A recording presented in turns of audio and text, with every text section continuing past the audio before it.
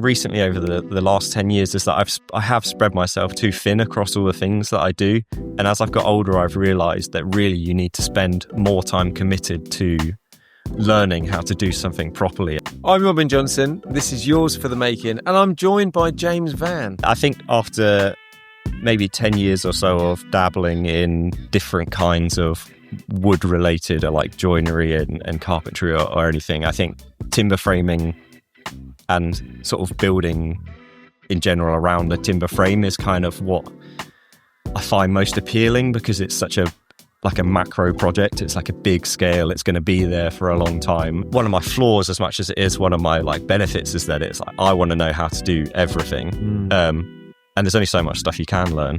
This show tells the story of the makers, the people that create things, whether it's in wood or metal, whether they're artists or musicians or chefs. It doesn't matter. I'm going to tell their story. One of the most rewarding things about hunting is sharing what you've got with other people. I'm Robin Johnson. This is Yours for the Making, and I'm joined by James Vann, an old friend. Someone, it's really hard to describe exactly what you do. You're an arborist, you're a tree surgeon, you make furniture, you do timber framing, you help out on TV shows, you do a bit of joinery. You're the man of wood, I guess, aren't you? Something like that, yeah. And you're a chainsaw teacher, Yeah. You're a deer stalker.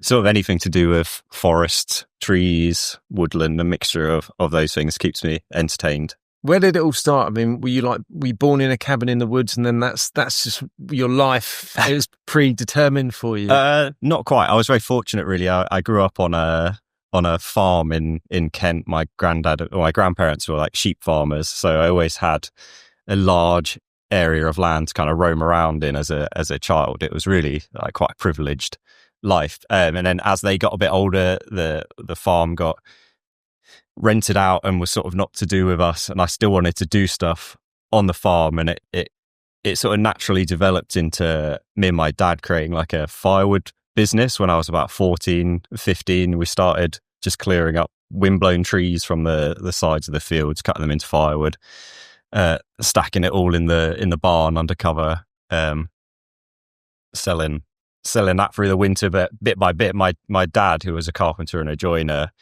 we always had like a bit of a workshop at home. And so we had like a bandsaw, a planer thicknesser, things like that he used to just make little projects on. And I kind of got inspired by that. And as well as doing the forestry work, we'd come across logs that were pretty nice. And you kind of felt guilty just cutting them up for firewood. So it sort of developed into doing a little bit of sawmilling as well and storing the timber up.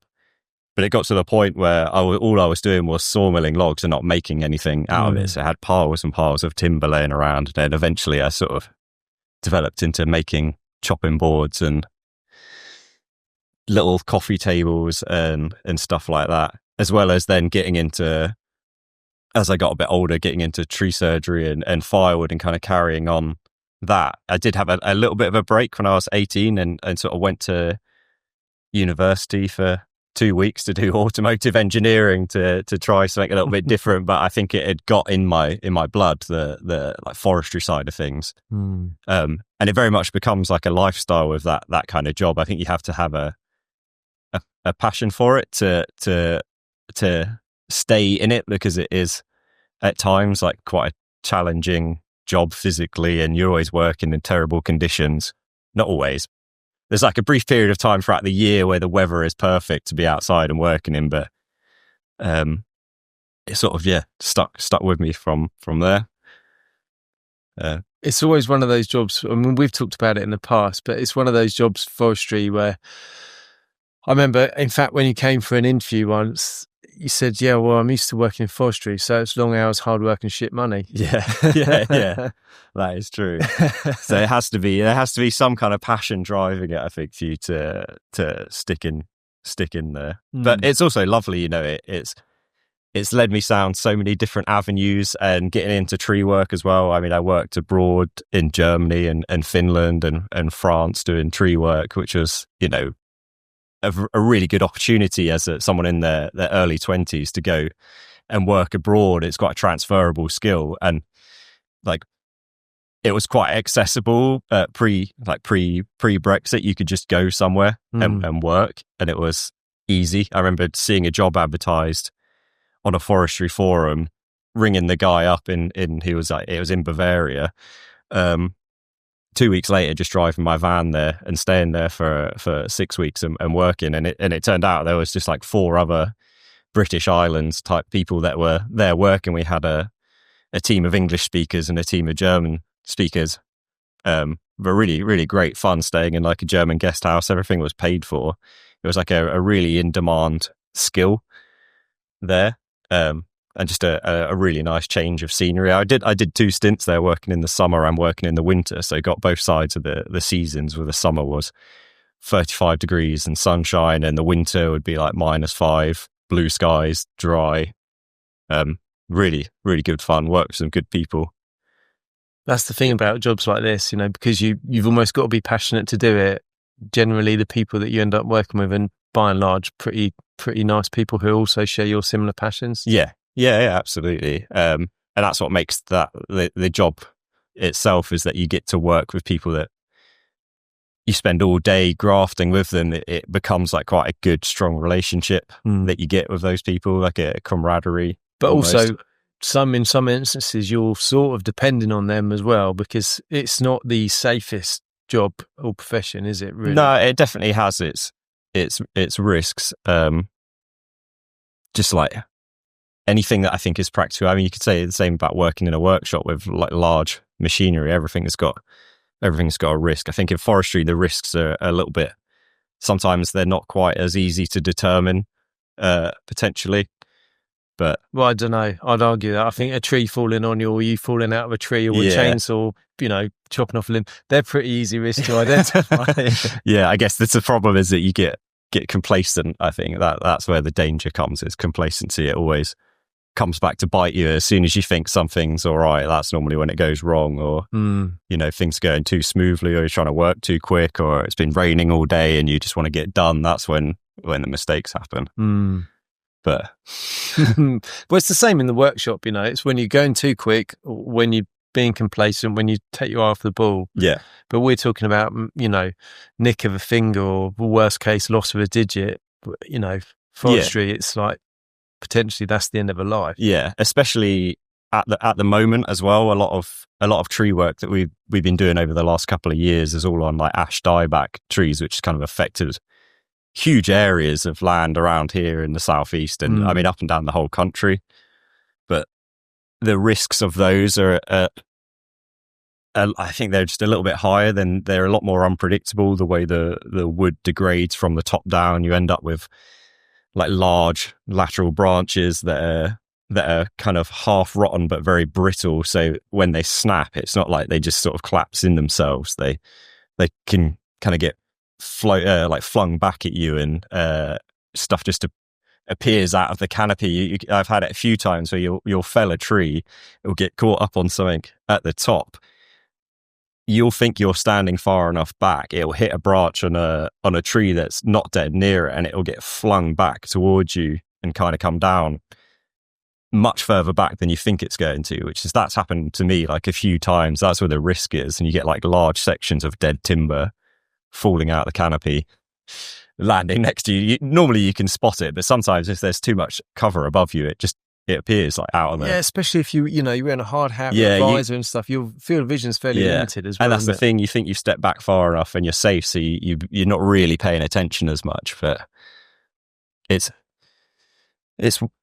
becoming a little bit depressing, the amount of ash trees that we've been cutting down. It can be. Tell me about ash dieback. I mean, I know a little about it, but not enough. So it's like a bacterial infection the tree gets, and it sort of ends up with, it's like a tip down disease. So it kills the crown of the tree first. I think it can be spread through the water and through the wind, basically. So it can get anywhere it needs to. It just kills off the trees from the top down. Sometimes they do seem to have some resistance to it. There are a lot of trees that are, or do seem to be, not affected by it. But there are whole patches of forest now where it's just like a dead zone of ash trees. And quite often the jobs that we do are just to fell them whilst there's still some value left in the stem before it's too rotten. So you're not even supposed to burn ash trees now, are you? No, you can still burn it. Yeah. I think the disease is spread so far and wide that there's not really like that much containment happening. I think it's so easily spread that I think it's still fine to burn and mill up as well. We mill a lot of ash at the moment from that. It kind of does change the structure of the tree inside. You end up with, instead of like really nice clear white ash, it gets these like blobs and color patterns in it, so it's not always the nicest looking, but not like spalted beech or whatever. It's not got that same effect. Not quite, no. But it's a little bit more like spalted beech quite often, even though it's very random looking, it's like random, but it's the same throughout the whole trees. Whereas with ash dieback, the timber is like blotchy and patchy and not any kind of real like way that leads to symmetry, so it's not always the nicest looking, but some of it's worth milling rather than just going for firewood. But that's such a shame. I mean, the forest that I've been mountain biking in most recently is one of the nearest places for me to ride. At one point after the storms last year, probably half of the trails on one side were either closed or had one or two trees over them that you had to kind of get round, and they were all ash trees. Yeah. And that's the other problem with that is that we have these huge patches of dead ash trees now, and I think because of the deer pressure that's in a lot of the woodland around here, there's not a lot that's growing back yet.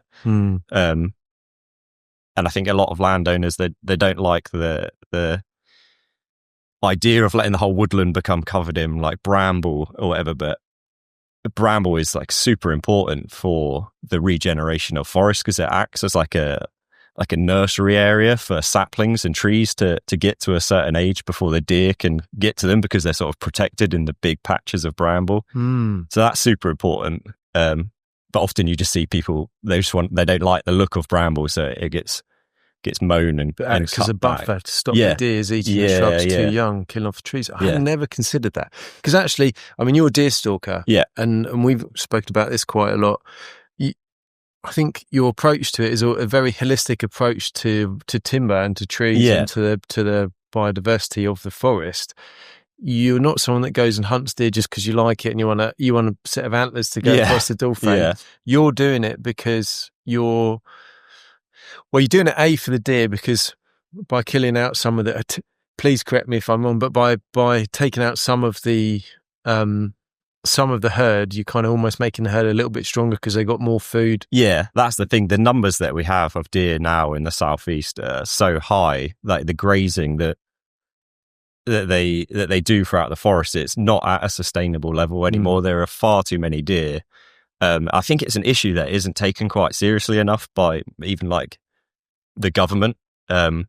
But you walk through a woodland and you think that it's nice, that it's like really clear and easy to walk through, but it shouldn't really look like that. No. It should be like a multi-layered canopy with trees of all different ages, but we're getting to the point where there's only really old trees and then just nothing underneath, because everything that grows just gets grazed. And you can see the difference. Sometimes you find patches of woodland around where they've got some sort of old deer fencing around it, and you can see the difference in this fenced off area compared to what's outside of it, and it looks almost more like a rainforest structure that you would picture in your head, and then outside of it it's just like this barren area. But yeah, for me, mainly with the deer hunting, it's selfishly just for my own consumption of the meat. I'm never going to hunt enough deer to make a realistic impact on the amount that's there, but it's more about producing, food for myself that I can be proud of when I cook for other people and share about and give to people. But it kind of goes along with taking anything from the forest trying to take it from a sustainable, renewable source. And it's quite an adventurous thing to go and do. I mean, of everyone's Instagram, yours gives me the most wanderlust when you're out on trips, when you and Matt are in, Scandinavia or something, or America, and you're hunting. Yeah, and we went to Australia last year as well, and went and worked on like a uh, like not really an estate, because they don't really have estates like we do in England, where it was more like a section of a mountain range where they run hunting courses, where we were taking people out to hunt fallow deer, which is crazy because it's the same species of deer from the same bloodline as Sussex, but they have them in Australia that were taken over. Wow. By some of the early people out there. I'm not sure if it was for hunting or if it was like an accident or how they got out there, but yeah, it was strange going into the Aussie bush to hunt the same deer that we hunt in Sussex, but they have the same problem. There's just so many of them, and we were taking people out doing the same thing as we do here, taking people out to shoot like their first deer or two, bringing it back to the camp, butchering it all up, and then like cooking it that evening. So it's quite fun to go to a completely different country, a different ecosystem, and hunt fallow deer, although we don't have like kangaroos and whatever over here, which the amount of game in Australia is crazy. The numbers of deer are even more than here, I think. Really? Yeah, really. Like you wouldn't have thought. I mean, there's certainly areas that are wooded and got that kind of forest, but the parts of Australia that I've been to, you wouldn't necessarily think it was a landscape conducive to increasing deer populations. Yeah. I think it depends on what part. That I don't think they go much further into the really arid areas, but on the east coast, up on like the Blue Mountains and that whole east coast, I think there's quite a high deer population of. They've got quite a few different species as well, all brought in by European settlers. Same as rabbits. Yeah, same as rabbits, foxes, stuff like that. All gets brought over. It's the same in New Zealand as well, with their populations of deer. I don't think they actually have any native species there. It's all been brought over by the pioneers back in the day. You can imagine deer's doing quite well in New Zealand, though. It seems like the ideal environment. Yeah, the perfect habitat for Australia is not somewhere where you'd necessarily think. Yeah, I mean, I was surprised going there. In my head, it was all just sand, like brown rock, but it was really, quite temperate, really. It wasn't that dissimilar to Sussex, I thought, in some places, but just on an enormous scale. The landscapes were obviously like much bigger, much wider. And was that different? Did it pose different difficulties than hunting deer over there than hunting deer here? Or was it the same sort of thing? It was difficult in a way that we just didn't, like, we turned up, we didn't know the layout of the land so much, but it's kind of the same everywhere you go. You just have different terrain, different tree species, different approaches that you've got to learn. And it was like much more open hillsides than where I hunt in Sussex, which is all really tight woodland and like compact areas. This was like broad, it's like 10,000 acres or something of mountains with grassy clearings and stuff on them. So it's more, the challenge was learning the land rather than, it's not like you go there and have to relearn how to hunt. You just have to learn how to hunt that land. But it sounds pretty exciting. One thing that we spoke about before, and you've told me about when you stalk deer, is your aim is to use almost every part of the animal. Yeah. And I think what I certainly didn't realize when we first talked about it was how long that would take to kind of, for want of a better word, process the animal to get everything out of it. Yeah. I remember when we were working at the job up at HQ Park in Gatwick, and you frying up your venison sausages, but you were saying that it had taken three of you basically a whole day on a kitchen table to properly butcher. And if you're shooting multiple deer, the thing with doing it yourself is like I don't have the luxury of having like a full larder set up that's set up for butchery. So it's all the prep time, the clear up time, and then actually butchering the deer is sort of, I don't know, maybe if you're a good butcher, you could probably do it in half an hour. But really, but for me, as someone that's not a trained butcher or something, it's probably like a good hour and a half of cutting all the muscle groups up and packing them separately, and then you go on to then like mincing all of the trim pieces, and then turning that mince into burgers or putting it into like a sausage maker or something. So it does take a while. I've got to admit, I don't butcher them myself anymore. Really? I take it to a local farm shop and get them to do it, and they charge like a price that's it's sort of not worth me doing it myself because of the time that it takes, and it's all professionally packed and labeled and everything. So it's That's really good. It's a lot. I still do the odd one here and there myself, but yeah. My first experience of seeing anyone butcher a deer, I think I've told you about it before. I was doing the TV show Craft It Yourself, and it was one of my first filming days ever on the first show pretty much I'd ever worked on. Yeah. And they said, yeah, well, you're going to go and pick some wood from a forest to make a 4-poster bed out of. So I thought, oh yeah, great. Okay, cool. Super keen. Got there early. Drove my van down this little track, got it stuck because it's 2-wheel drive and it's a bit muddy. And then kind of looked around. I was supposed to be meeting a couple of people here. Our mutual friend, Matt. Yeah. And see this chap sort of stood there, the back of a Land Rover Discovery, back door open. I kind of get there. And he's kind of like working away. And then I said, oh, hi, I'm Robin. I'm here to do the filming. And he turns round and he's got these like long gloves on, sleeves rolled up, blood everywhere. Yeah, and there's this kind of deer kind of poking its head out with its tongue out of its mouth out the corner. And he's just covered in blood. I was like, what the hell? What have I walked into here? But he said, oh, I got here early, stalked a couple of deer. Thought I'd just process it up before you came sort of thing. And I was initially, like probably most people, I was horrified. Yeah. What I think it's not this? It's not something that people see anymore. Is it's like you see meat packaged in a supermarket. You don't really have to think about the process that animal has been through to get to that spot. And when you do see it yourself, it is a little bit shocking. Even me, and I've done it like multiple times. I still don't think it's like the nicest thing to do, but I understand that it's part of the process to get meat. Is that's what it entails. I almost think though that if you want to eat meat and fish, you've almost at one point in your life you've got to be prepared to do that. Yeah, I think it should be. Well, I don't know. It should be something people at least think about rather than pretending it doesn't exist and carrying on. But especially when I first started hunting, it sort of made me reduce the amount of meat that I ate in total, because all I wanted to eat was venison that I had kind of like procured myself. And still to this point, it's like I will only really eat venison. Probably 80% of my meat consumption is venison. Yeah. Interesting. It's a tasty meat. It's really good. The fat levels are quite low. Yeah. So it's like super high. Yeah. It's super, super lean, which is like an advantage and a disadvantage, because there's nothing quite like a beefsteak with like a good bit of sirloin with a bit of fat, or a ribeye with some nice fat running through it. So venison is different in that way, is that it's not as indulgent as a meat, I think, as like a nice dry aged bit of beef is, but as like a core component of your diet, I think it's quite a good thing to have.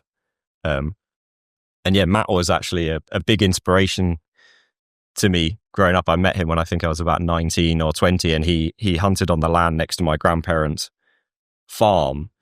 And I kind of knew a little bit about deer stalking, but not that much. As soon as I started chatting to him, he kind of took me under his wing and was like a mentor to me. And even to this day, I still look up to him as like a bit of a mentor. And we still hang out. He lives in Finland now, but we still hang out as much as possible. You do courses together and go on adventures and stuff. Little like adventures. That. Yeah. We've been all over the place together, which has been a real touch. And hunting in a way has kind of been the catalyst for that relationship. I think you develop a good bond with people when you do something that's challenging and tough. And in those ways, I think hunting has a little bit of a bad reputation. The idea that I think in this country, it's looked at as something that only like wealthy people can do. It's like deer hunting is not always like that. It can be just like a method of procuring meat. It doesn't have to have this association with it. But we don't have a natural hunting culture, I think, in the UK, whereas you go across to like Germany or other places in Finland, and it's seen as like an any man's thing. Anyone can get into hunting. The same as America, Australia, anyone can get into hunting. But in England, I think even France, rural France, my parents live in rural France, and they've got in their village of maybe, 20, 30 households, probably a quarter of those are hunting households, Yeah. but they'll go and hunt. I think they have deer over there, but I think they mainly hunt boar over there, wild boar. Yeah. Same sort of thing. It's traditionally it's always been done, but also the boar rampage through some of the agriculture over there. Yeah. They have it a little bit different there, where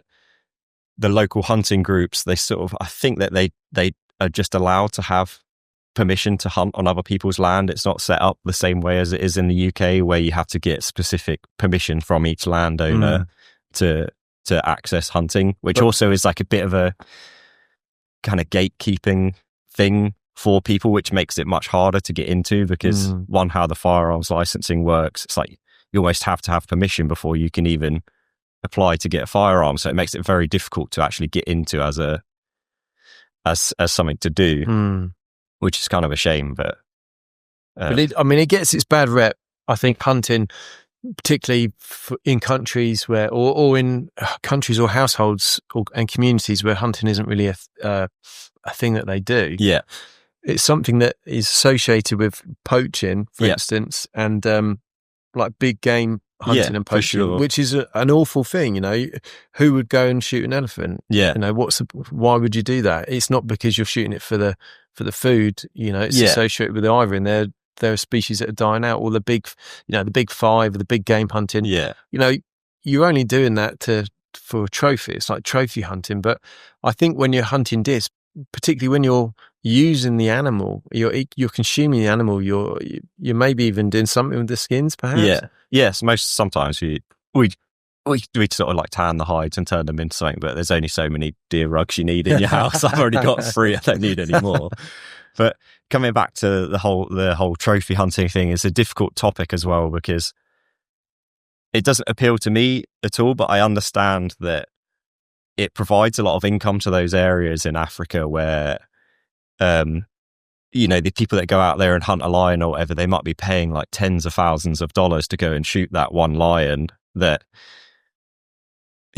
might only have a few years left to die or whatever. And why wouldn't they like use that opportunity to let someone pay to shoot it if it's going to die anyway? But it's a bit of a strange ethical dilemma, that one. I don't really like to get too involved with it, but I understand that it has its benefits, like large game hunting in Africa. It has allowed certain areas to build back up a stock of animals. It seems very strange that you would shoot something to protect it.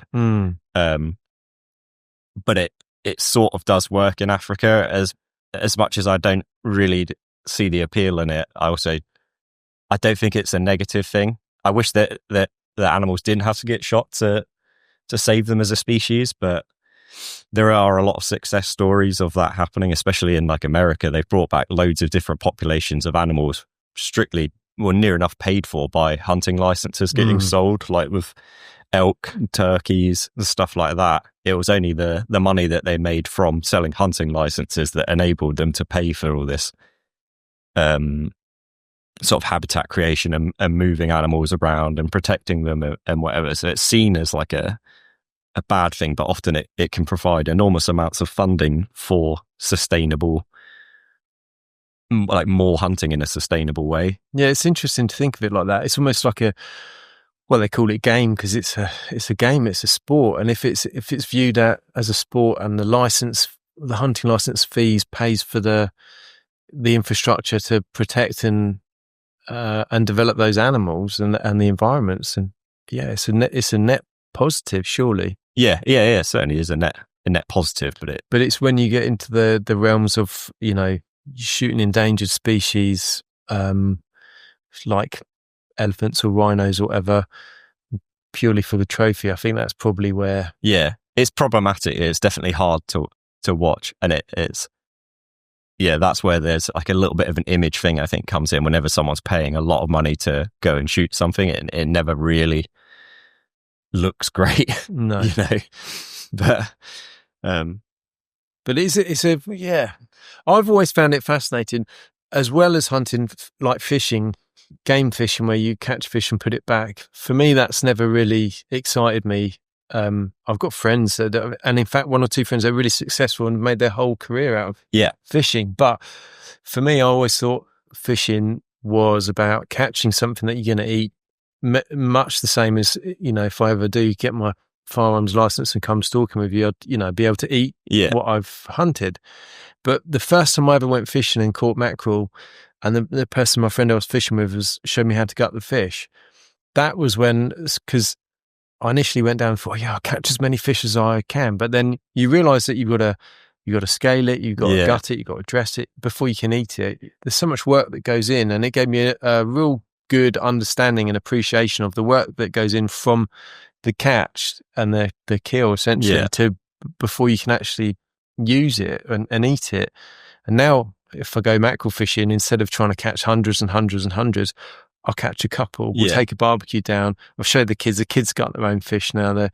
We'd scale them, gut them, cut the tails, and cook them on the barbecue. We're there on the beach. And I think actually there's some of the best meals I've ever had have been a bit of mackerel fresh out the sea with a bit of lemon juice on the barbecue, shared with the family. I think there's something so instinctively good feeling about that. It's a magical feeling. Yeah, it's one of the most rewarding things about hunting is sharing what you've like got with other people. Whenever someone comes to my house, they kind of expect that I'm going to cook something with venison in it, and quite often that's the case, whether it's like just a burger night with burgers, something easy, or we'll do like a whole loin or something, or a roast, or even just sausages, stuff like that. Something simple like a sausage casserole, or even just a normal casserole, anything with venison in it.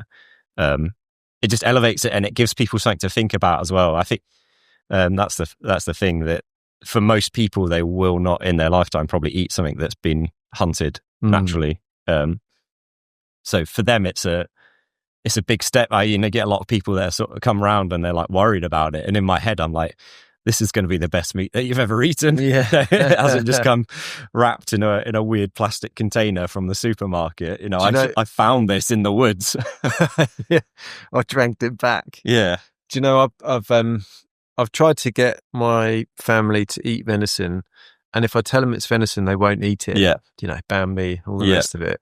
When I've not told them it's venison and just, bought venison mince, made burgers and stuff from the butchers, they love it. Yeah. Delicious. Oh, these burgers are the best you ever made, Dad. Yeah, for sure. I think the problem is a lot of people who have tried venison at some point, and you always get, it's really gamey, I don't like the taste of it, or whatever. It's so dependent on the actual deer that it's come from, what the meat tastes like. So I remember you telling me this. So a lot of people will try, I don't know, like a big old buck that someone shot, and it's even as someone that eats lots of venison, I actually hate the taste of it. It's so terrible. You can fry it up and you can smell like the testosterone coming out of it. It's not good at all. But it's like, for myself personally, I just try and shoot either like really young bucks or does, just because the meat is much more tame. There's not that gaminess that people think of when they get venison. It's like, it does bother me that as a hunter, if you gave someone venison, it would be like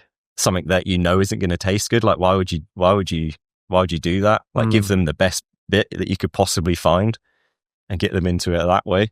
And it's like, I've had my fair share of gamey venison. I wouldn't wish it on anyone. I don't know who enjoys the flavor of it. And you almost want to keep that big buck. You almost think, well, if you've lasted this long, you're probably pretty good. So your genes almost want to be... just leave it. Just leave it be. Doesn't taste good. It's better to look at. Just leave it there. But get the younger ones. Easier to carry back as well. Yeah, much smaller and lighter, for sure.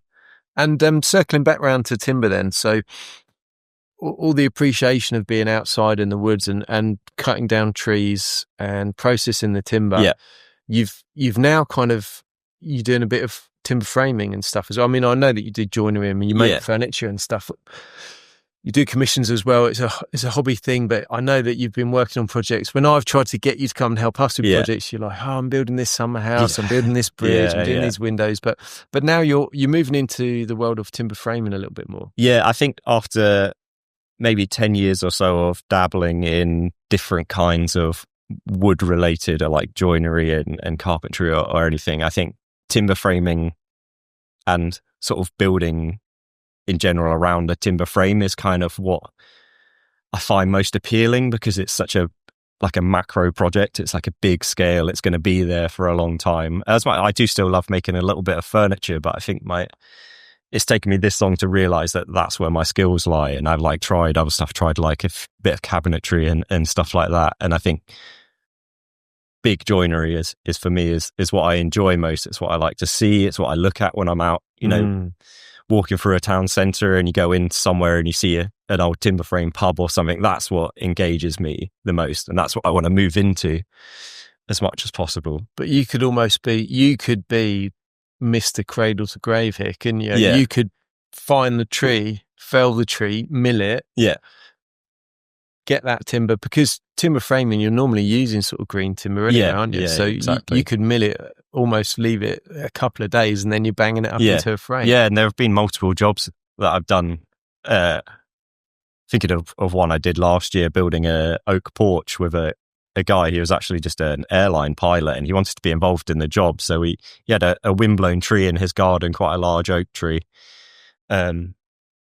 We milled it up, stacked it up for a couple of weeks, and a couple of weeks later, we ended up building a porch for the front of his house with it. And he helped me along the process, and that was a really enjoyable project just to work with someone else who was like super passionate about using his own oak for his own porch. And I drive past it every now and then, and it's still, you know, I look at it and I'm like, wow, that was like a really fun little job to do with someone. But I've done it a few times now on different projects. Well, we did it at HQ Park up in Gatwick. Yeah. You know, that oak tree, you milled it where it had fallen. I think it was a couple of them had come down in the storm of 87, and they're just laid there as logs ever since. But we milled it with your Alaskan mill. Yeah.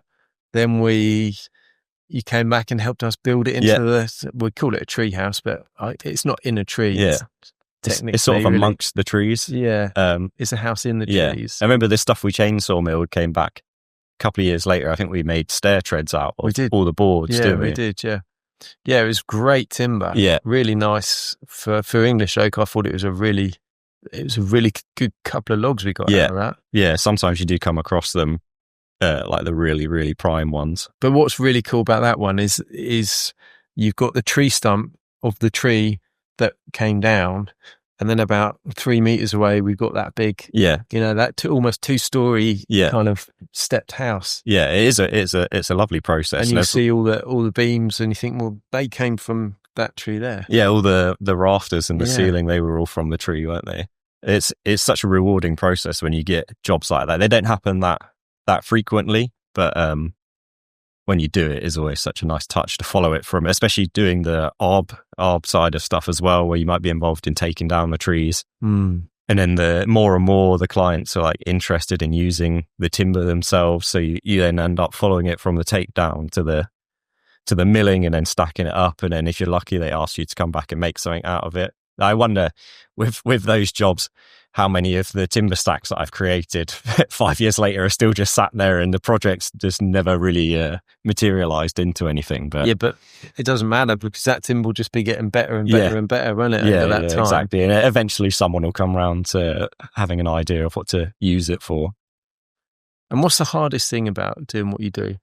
I think now, as I've got older, I actually find just cutting trees down is becoming... I would rather they just stay there for the most part. In people's gardens, quite often the trees are coming down for reasons that are kind of selfish in a way. Maybe this is a generalization. It's like, oh, they drop twigs on my lawn, or I don't like the leaves, or it's like providing too much shade, blah, blah, blah. So they just want to cut it down. I think it's a tragedy that someone might move into a house and there's a tree that's been there for 150 years, and you just get this one owner that hasn't got the same views as the previous owners, and they just want to cut it down because they don't like it. And you're like, well, what about the next person that might own that house that would have really appreciated that tree that's been there since, you know, before your house was probably there. So I think more and more with the tree work side of things, I've run into moral sort of dilemmas with just cutting stuff down, but only on certain species of trees. If it's just like a Leylandii hedge, is exactly I'll knock those down every day of the week. That's like tree work you don't feel guilty when about. I bought my house, there's a Leylandii in the garden, and it was did you come and cut it with me? I think maybe Ed cut it for me. I think it was someone else. I think Ed come and cut it for me, but I think someone had planted a small Leylandii kind of in the middle, and the thing had grown uncontrollably for 30 or 40 years. It was bigger than my house. Yeah, you get like a wall of green, like dark green. It was awful, and everything was dead underneath it. And the roots would had come up in the garden and created this kind of root form that was about 20 meters wide. Yeah, it creates like a dead zone around it as well, because all the leaf litter is quite acidic, so it sort of changes kills everything. Yeah, it kills everything. Nothing can really grow in it. But yeah, I've no issues with cutting those down. I kind of enjoy it really. Yeah. So we had to get a big digger, like a 15-ton digger to get the root out as well. Yeah, and dig around it. And saw it and still get it out. Yeah. It was uncontrollable, that thing. It's funny though, because that species of tree, although it's often grown as a hedge, I've done small forestry jobs where people have planted them in a woods and they've grown as like single stem trees into like quite big stuff, and the timber is actually like surprisingly good. It doesn't have the same like characteristics as oak, as in it's not as nice to look at, but it's naturally durable, so it doesn't rot. It's very, very strong for how light it is. I did build a timber frame out of Leylandi once for a guy. It's got kind of a funny sort of clear browny yellowy greeny tinge to it, so it doesn't have like amazing grain structure to look at, but it's very strong. Not a terrible timber. It smells good as well. I got one sleeper out of my tree, and my tree was big, but it was just so gnarled and all over the place. And that's the thing, when you get it and it's forestry grown, it grows so quickly. It can grow quite tall quite quick if it's searching for the light. And we had one before as well that was probably near enough a meter wide with no knots for like 6 meters up. Some of the best Leylandi timber you could imagine. And it's funny how you just wouldn't even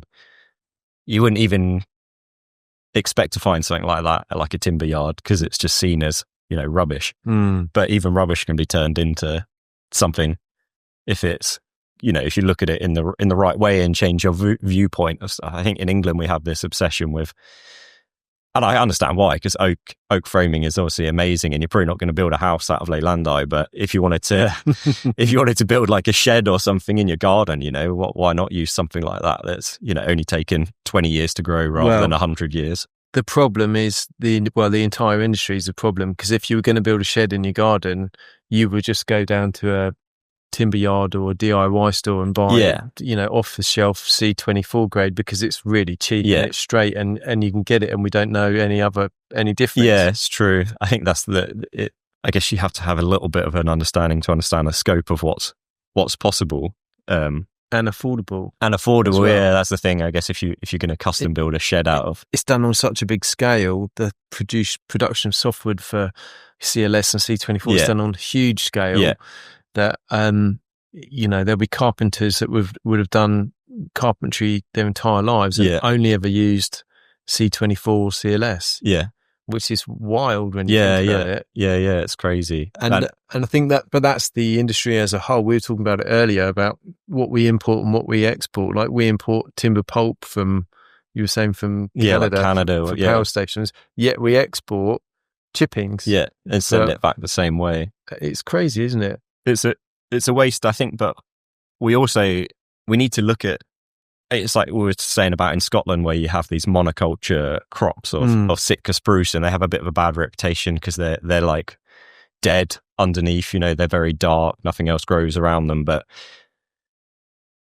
as much as it looks terrible, I think we also need to be positive about utilizing our own land and seeing forestry as long-term farming, rather than just like there's just this huge green crop that doesn't do anything, but it does. It produces timber, and we should always be trying to become more self-sufficient in what we're producing. So there's a big push to try and renaturalize woodlands in the UK into more native species, but actually we need to do that and also grow timber at the same time. You can't just do one, because a native woodland is obviously incredible for biodiversity or whatever, but it's not productive. It's not a productive forest in the same way, depending on what it is and how it's grown. But yeah, as much as I hate Sitka spruce forests, they kind of have a purpose as well as, But where's that spruce going to?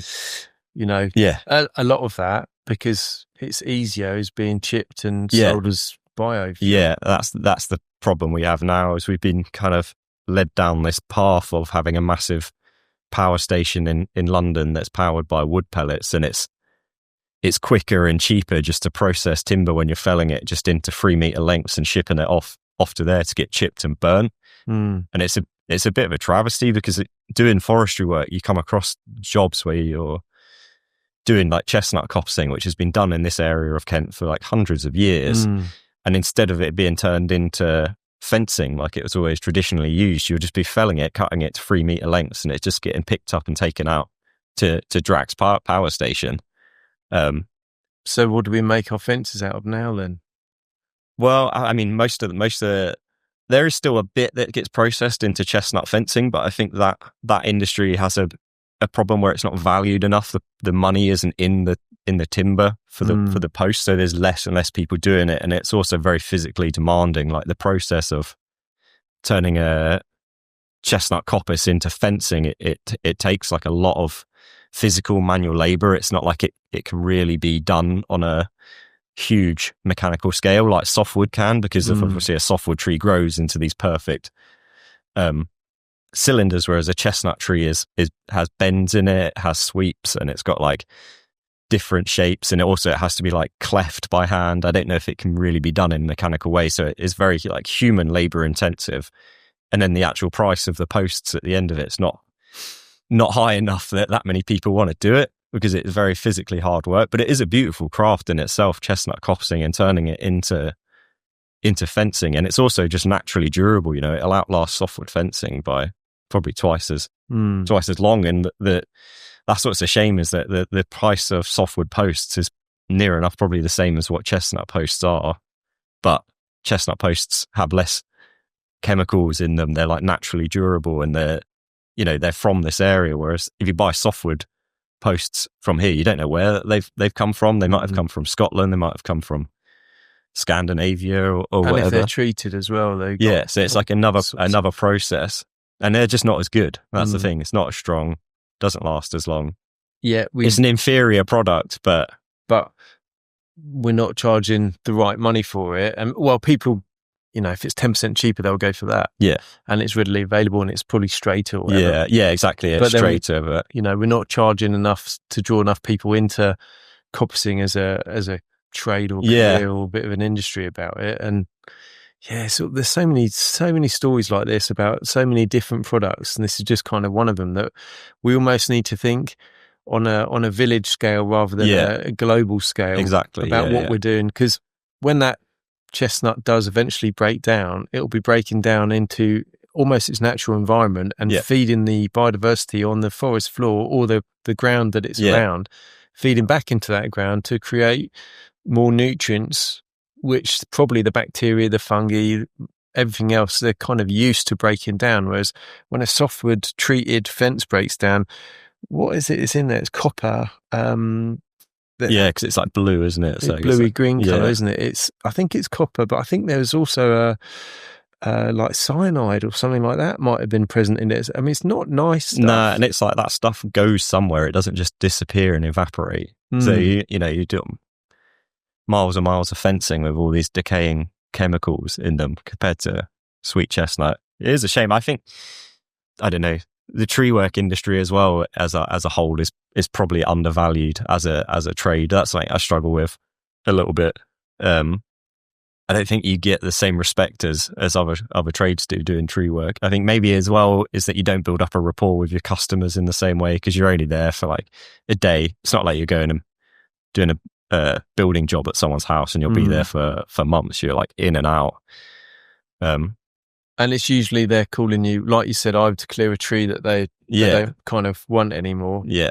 So you're kind of taking out the trash, or they're calling you because it's been a storm. Yeah. So they're sort of begrudged about it a little bit. And then that can be kind of be hard to deal with. But it's not everyone. You get really, really good clients. It's just like every industry. Sometimes you get good clients, sometimes you get bad ones. But I think tree work is pretty undervalued for how hard it is, how dangerous it is, like the amount of equipment you need. Oh, that's wild, isn't it? How much you need. You know, there's a company that kind of operate near me, and they drive around. They got their big truck, big chipper, loads of chainsaws, all kinds of stuff, stump grinder, everything. It's like you could be turning up to someone's house with like 50 grand's worth of kit to go and do a 700 and that quid doesn't job. even include your Land Rover. Yeah, exactly. Yeah, that's like a 15 grand bit of kit, but then it costs you $3,000 a year to run it because things keep falling off it and breaking or whatever. And then like you're doing a 70 quid clearance. Yeah, that's the problem, is that the scale of the jobs you do, they run from being incredibly complex tree takedowns or reductions where you have to rig everything off, to the overrun where it's effectively just industrial gardening and you're just taking shrubs out in people's gardens, but just like big ones, and they just want to get it gone, where it's not like technically that challenging. It's just a lot of graft, and that's what they're paying for, is just like the graft. There's not really that much skill involved in it. I think there are people that are similar to yourself. They're felling trees, they're milling them, they're drying them, and they're selling them as planks when they're felling good trees. And there's a chap just over the road from us that does it, and he kiln dries his timber as well. And some of the timber is actually quite nice. Yeah, really quite nice. And I like the idea of that. You know, he's got a tree surgery company or an arborist company, and then he's got a timber sales company as well. And I really like that whole kind of cyclical business idea. But what I find is that when you look at some of the prices, you think, oh yeah, it's like twice as much as, I know I should be probably thinking, well, actually it's felled locally and it's dried locally. That's what I should be using. But sometimes when you compare it with, like, you know, a bit of European, a ball of European oak that's come in and someone else has got, it's better timber and it's half the price. Yeah, it's very hard to compete with. It's hard to justify. Yeah, and like like you say, the quality of oak from Europe is very high. So it's difficult. Well, unless you're looking for a character piece where you want all that, the burr and the grain and everything else. But yeah, if you're just making, you know, stock joinery, there's no reason why you wouldn't choose, apart from, you know, if money was no object, you probably would. But even so, like the timber itself to work with, the grain straighter, it's more kind of uniform in appearance. Yeah, it's going to behave in a certain way. Yeah, exactly. So. That's the problem when you get pieces that have got big knots and twists and whatever running through. Bits of washing line. Old staples and nails and whatever. Yeah. I mean, the thing is that we've found with using timber from England is that the amount of times that we find bullets or nails and stuff like that, because it's probably timber that's from the edge of a woodland or someone's garden that's been, or an estate where they've been hunting and stuff. It's like we're almost going to the point where we're going to buy a metal detector. That's what I have. I've got a metal detector with my sawmill, and I've got a big bag of scrap metal that I found inside trees. It saved me hundreds of pounds. But yeah, like the amount of old cut nails that you find from back in the day, lead shot. Lead shot's not so bad because it doesn't really do that much to your saw blade, but even just like bits of chain, staples, old wiring. I found one of those old electrical connectors things, you know, that they used to put up out like power line poles, like one of those ceramic. Found one of those in a tree before. Wow. We got half a barbed wire fence in one once, and you couldn't see it. And I think it was probably like a 3-inch slab that we were milling up or planing up. Sorry, when the planer fine, both sides fine, come through the thicknesser, and it was like and you find it. You find the first little bit. Oh no, what is this? Try and cut that bit out, and there's like almost like a crown of barbed wire embedded in the tree. And he's like, wow. That's wild. But obviously the whole log's ruined now because we had to cut the whole section out, and then we got that much to work with rather than that much to work with. So. Often there are, like, when you come to sawmilling as well, you get like the giveaways that there's loads of blue staining at the end of the log, and you can kind of see it. But depending on what species it is, you don't always see. Like oak's good because it reacts with like iron, so it gives it away. But if it's any other kind of metal, then you don't tend to see it as much. If it's like a screw, that's the hard one. You know, like the green screws that are covered in, they go into the wood and they don't react with it. So you hit one of those with a saw blade, and that's like, tougher than as well as screws is that the metal's that much harder that it really damages it. Whereas a nail is kind of soft. It's not as bad, but yeah, screws are hard ones to get around. So what's next for you then, James? You've done you're doing your tree surgery. You've done a big stint doing tree surgery. You've done loads of furniture. You've done a bit of joinery. You're timber framing now. Yeah. Where do you see yourself taking this? In the last year or so, I've started doing assessments for the forestry qualifications for city and guilds. So I do assessments for running chainsaws and felling trees, and I'm sort of moving into more potentially the training side of things with tree work. I think is what I'm going to try and do a little bit of next year, and sort of come out of doing tree work as much and try and just do the fun jobs rather than the ones that are not fun. But then other than that, I want to try and become more and more proficient at doing like timber framing type jobs, and working with Chris and Ollie, who you know, at Frontier Oak, and try and split my time between doing timber framing, a little bit of sawmilling, and forestry training. That's what I've sort of set my goals as for the next couple of years. I think that's what I want to. And keep hunting in spare time. Yeah, a bit of hunting, a bit of rock climbing, that kind of thing. So that's sort of become, I think climbing has kind of become more of a passion for me recently than hunting. Yeah, for sure. And I would rather like wear my body out going rock climbing than tree climbing. It's a little bit more enjoyable. I think you were the catalyst for. We worked on Kings of the Wood together. Yeah, you're the man behind the scenes, making all of some people's projects. Yeah.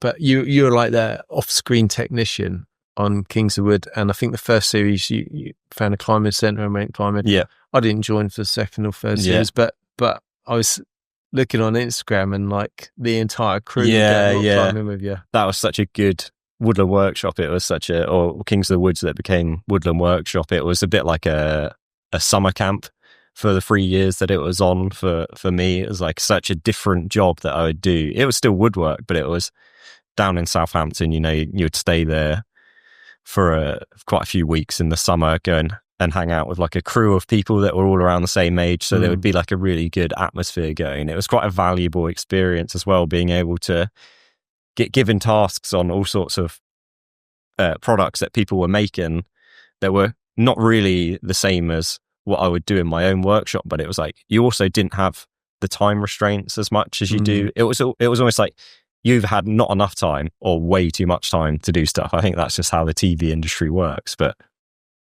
it was really nice to be able to spend 2 hours or 3 hours doing something, you know, really slowly and really thinking about the process of it. It was quite a good learning experience for me, and just getting to work with, you know, other skilled, talented people in that environment it was good. I miss it for sure. Yeah, it was a good show. It was a good show. Tell me though, who did you have to do the most work for? I'm not going to name any names. I know there was one or two that. Yeah. You were doing nearly everything for, bless them. But that's the name of the game sometimes. No, good for you. And James, I ask everyone that comes on podcasts for a bit of advice that you'd give your younger self. If you go back, 18-year-old James, what advice would you give? I think the advice that I would give myself is that I think recently over the last 10 years is that I have spread myself too thin across all the things that I do. And as I've got older, I've realized that really you need to spend more time committed to learning how to do something properly. The last 10 years, I've almost become like the jack of all trades, where I sort of know how to do bits and pieces of everything, whether it's like tiling, you know, interior joinery or plumbing and stuff like that. Like I know how to do everything to a very basic level, but really I think I would have benefited from spending a lot of time maybe just working for one person and developing those skills before sort of sending feelers out and trying to do this, that and the other. Would just be to commit to doing one thing to a higher level. But I think there's nothing wrong with being a jack of all trades as well. I think that I can't remember how the saying actually goes, but it's like jack of all trades, master of none. But sometimes the jack of all trades is more useful than the master of one. And that's kind of where I would like to see myself in another 10 years is just being able to look at projects and be able to do a bit of every part of it. I've always been quite obsessed with doing everything myself, and I think that's why I've spread myself so thin. Even when it comes down to doing work on like my car or whatever, or rather than taking it to a garage, I'll go and sit in my mate's pit in his workshop and be miserable underneath it in a pit doing something that would take a normal mechanic probably half an hour, and it would take me 3 hours. But I'll drive home and be like, yeah, I did that. I wonder if that's like part of your farming heritage, because that is a very farmer way of doing stuff. And I think that carries on to forestry as well, is that you have to have a level of resilience, and you have to be able to get in and out of situations without relying on other people, because most of the time you'll be with one other person or on your own. So you kind of have to be able to fix stuff. You have to be able to know and have an understanding of how things work. And I think that's probably one of my flaws as much as it is one of my like benefits, is that it's like I want to know how to do everything. And there's only so much stuff you can learn, isn't there? Well, to a certain degree. Maybe. I don't think, your brain's obviously not infinite, but and time is a thing as well, because it takes time to learn anything, right? Yeah. But I think that, you can learn for your entire life. Yeah.